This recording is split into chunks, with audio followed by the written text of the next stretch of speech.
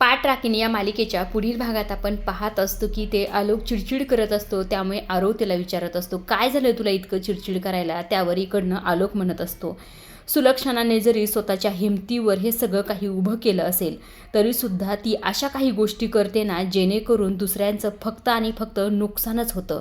ती सुलक्षणा माझं लग्न ठरवायला निघाली होती. आता या गोष्टीची कल्पना खरं आरवला सुद्धा नसते, त्यामुळे त्याला सुद्धा धक्का बसलेला असतो. इकडे आलोक चिडलेला असतो. तो म्हणत असतो, पुढच्या वेळेला हिने जर असं काहीतरी केलं ना तर मी तिला सोडणार नाही, असंही ते चिडतच बोलत असतो. आरव आता त्याला शांत करण्याचं काम करत असतो.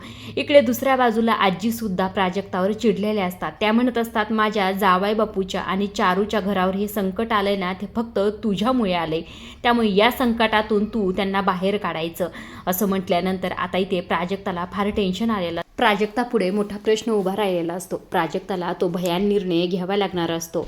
मामांना आणि मामींना या संकटातून काढायचं असेल तर तिला आलोकशी लग्न करावं लागणार असतं आणि ती आता भाग्य आणि त्याचबरोबर आरवचं सुद्धा लग्न लावणार आहे. ह्या सगळ्या गोष्टी कशा प्रकारे होतात हे पाहण्यासारखंच आहे.